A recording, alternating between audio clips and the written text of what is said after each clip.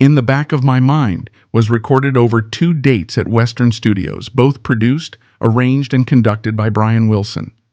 40 takes of the instrumental track were recorded on January 13, 1965, with the 39th being deemed the master. The vocals were overdubbed at a session on January 19, 1965. In a 1995 interview, Brian voiced dissatisfaction with Dennis's vocal, saying that it was not double-tracked well. Fans and critics regard In the Back of My Mind as one of the band's masterpieces. Peter Doggett said of Dennis's performance, "He showed for the first time an awareness that his voice could be a blunt, emotional instrument. His erratic croon cut straight to the heart with an urgency that his more precise brothers could never have matched." In his review for AllMusic, Matthew Greenwald offered praise of the song and its lyrics, saying that the choice of lead singer was good and that Dennis's performance is wonderfully fragile. Biographer David Leaf wrote, "Dennis's soulful lead vocals helps bring out the jazzy feel of a song that is really unique in the Brian Wilson catalog. The lush yet subtle orchestration listened to the oboe and percussion on this track hinted at what was to come on Pet Sounds." In the Back of My Mind is about someone who describes themselves as blessed with everything, yet has unfounded suspicions that his happy relationship will someday disintegrate.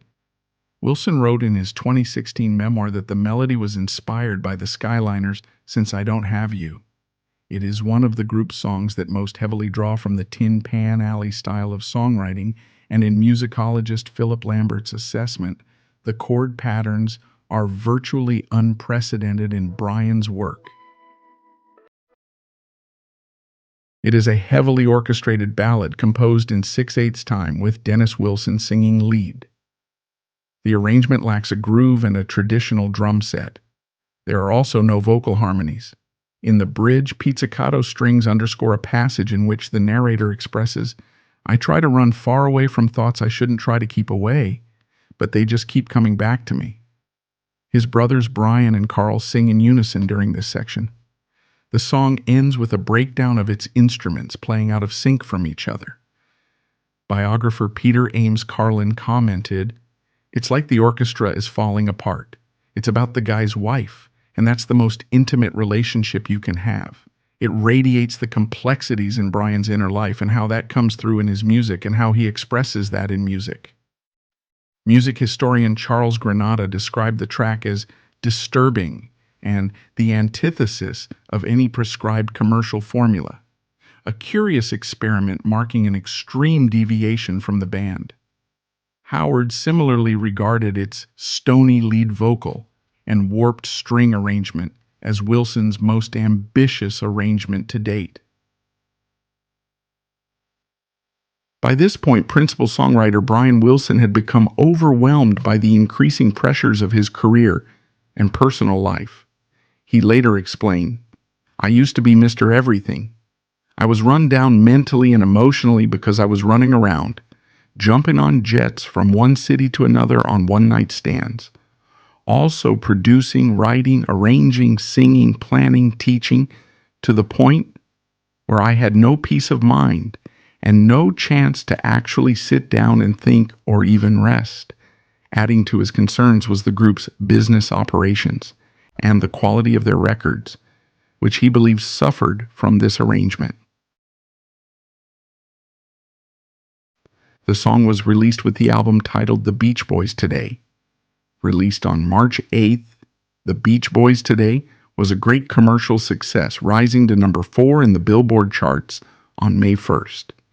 In April, a re-recorded version of Help Me Rhonda was issued as a single, becoming the group's second #1 hit in the U.S. This version of the song was included on the band's next LP, Summer Days and Summer Nights, released in July. On October 1st, the RIAA awarded Today Gold certification, indicating over 500,000 units sold. While the success of this album was great and the band grew in popularity, this song sort of fell into obscurity as the sound of the orchestra breaking down at the end of the track. In the back of my mind seemed to follow Brian throughout his life. In 1975, Brian recorded a demo version of the song with himself on lead vocals and additional lyrics. It was released as a bonus track on the deluxe edition of his 2015 solo album, No Peer Pressure. If you enjoyed this video, please like and subscribe. Also, please check out the rest of my videos. God bless.